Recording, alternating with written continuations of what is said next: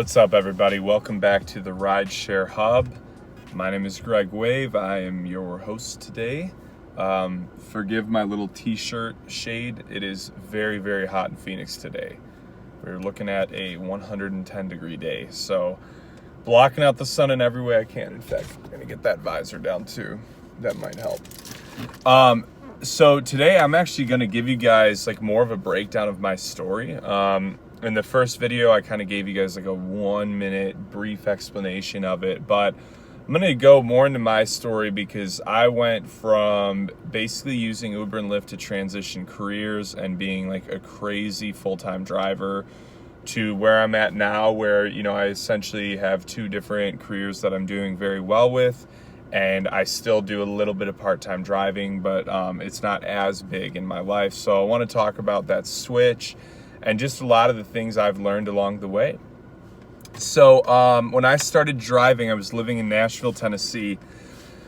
I was working in a real estate development company, and I really I'd always had this pull on my heart to pursue acting. I had a lot of people that told me to go after it, and I just, I don't know if it's my personality or what, but people always told me to go after it. So I always thought about that, and the reality was, like, in my career, I was very unhappy. I feel like it is kind of like, the typical story of, like, you see on the YouTube inspirational videos. I was unhappy, so I decided to quit. But it is what it is. So I quit my job, and I didn't have, like, a crazy good career going, but, it was a risk. And I just really wanted to go after acting. So I started auditioning for like little student films I could find, slowly started building my acting resume. And amidst that whole process, I realized that like I very fast needed to find a way to start making money. So I'd heard about Uber and Lyft. I had some friends that told me about it. I had a 2013 Nissan Altima, so it qualified for Uber and Lyft. So I was like, I'm going to give this a shot. So I started doing pretty well with it. My second ride I ever gave, still to this day, is the worst ride I gave in my life. And I might have to do a separate video sometime to tell you guys about that story, because I almost backed out of the entire thing that day because of how bad that ride was. But, I pressed on, and I made some really good money in Nashville. Nashville has a pretty solid market with the CMAs, and it's just a party city, so I did pretty well, especially weekends. I was just crushing it. Had some really, really good nights, some $400 or $500 nights here and there, and pretty regularly I could do like $250 to $300, in a 10-hour night, starting at like 3 p.m., ending at probably starting at like 5 p.m., ending at like 3 a.m. But I was killing it, man. I was doing really good. I replaced my income. I did have some tough weeks, and but I started really going after it. So when I first started, I was driving anywhere from 40 to 70 hours a week, just grinding, paying all my bills with it, my car payment, rent, everything. Just really, really grinding this whole time, just trying to like increase my acting resume more and more and more. So I started doing really well, but it was still tough, and that was where I started realizing like full-time, this is going to be tough, but I kept going. I ended up moving to Charlotte, North Carolina. I had a lot of friends there that were working in the film industry, so they were going to hook me up. So I moved to Charlotte, North Carolina. I did Uber and Lyft there. Definitely didn't have as good of an experience there as I did in Nashville. Charlotte just doesn't have a lot going for it. It's got a decent airport, not really too much of a nightlife scene or anything. So, and Monday through Friday, it's just, dead, I felt like.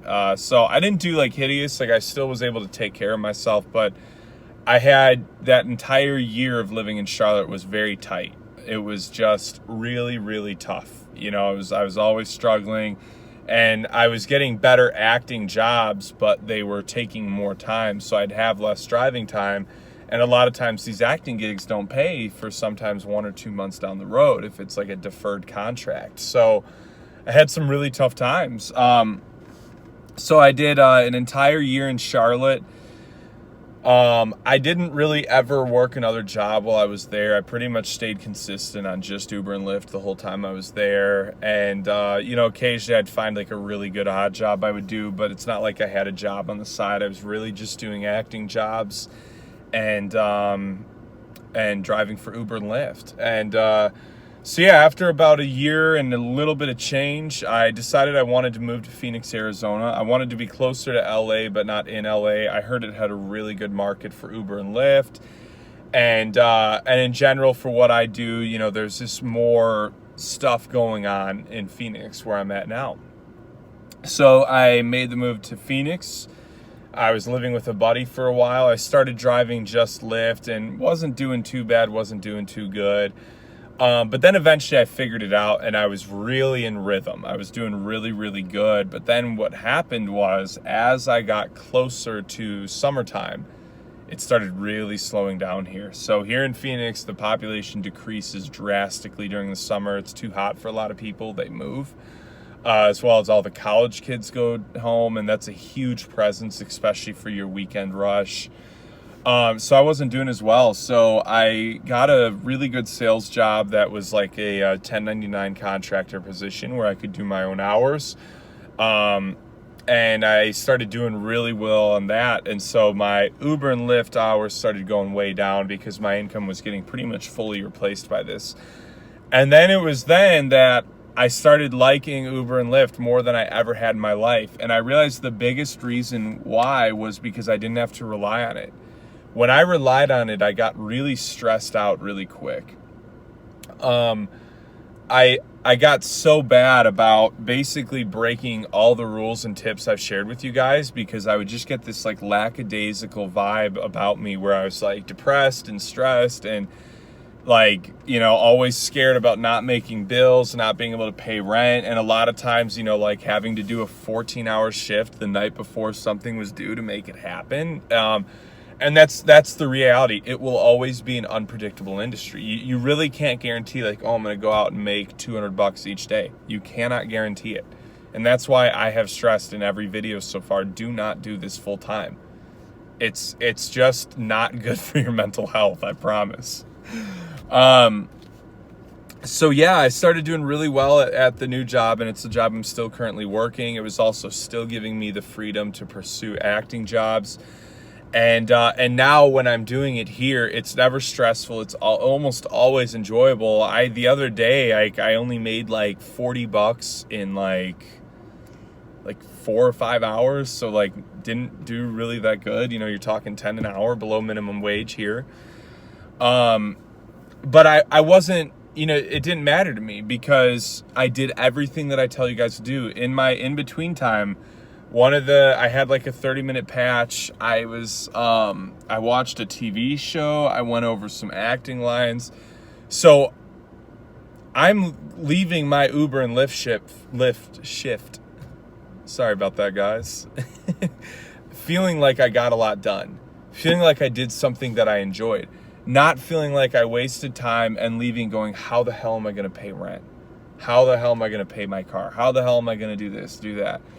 And that's just a big difference, and then it was 40, 50 more bucks that I had. I can't remember exactly. I was like 43 to 47, I think. So it was just like more money than I had before, So that's kind of the whole journey from start to finish where Uber and Lyft's been.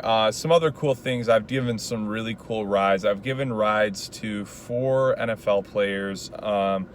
The most notable was Fozzie Whitaker, who is a backup running back for the Carolina Panthers. I think he's a free agent now. I gave a ride to Taylor Swift's very first manager. As you can guess, that was probably in Nashville, and it was after the CMAs. I gave a ride to a mayor before. I've just met some really cool people. Where I'm at, I think I've given like somewhere between 5,000 or 6,000 lifetime rides between the two apps. The networking has been unbelievable. I have booked acting work through people I've met in Uber ride. That's happened about 3 times. I've met people I've worked with. I've met people that I've, just hung out with, become friends with. I've had people that have given me concert tickets. I went to a George Lopez show. A guy gave me free tickets, and it was like good seats. So, you know, and that is, you know, a very underrated thing about Lyft and Uber. And one of the biggest pieces of advice that I think is so important in this, treat it like an adventure. You know, look at it from the perspective of you never know who you're going to meet each day you go out driving. And, you know, and that's going to make the entire process a whole lot more enjoyable. So yeah, guys, that is my journey. If you do want to check out some of my acting work, you can go to my IMDb. You know, if you type in Greg Wave, it's going to pop up. I don't actually have my picture up because I forgot to pay my IMDb bill. So I'm going to be getting on that soon. So hopefully by the time you guys watch this, my IMDb will have my picture on it. If you guys want, you can go to my Instagram. It's just Greg Wave. You're going to pull it up. It'll say Phoenix-based actor, writer, producer. That's me. You can shoot me a follow if you want. I'll follow you back. We can talk, ask me questions. Yeah. So yeah, that is my journey. As usual, you know the how it goes. Like the video, subscribe. I'm gonna be probably bringing you guys a lot more content. It sounds like seems like Dylan and I have worked out something pretty good. So, you know, he's a great guy, delivers great content, and I just, you know, I love sharing. I love giving advice. So yeah, reach out to me, guys. You know, network. Let's talk. And if you're in Phoenix, let's hang out. And best of luck, guys. As usual, I hope you crush it on the road.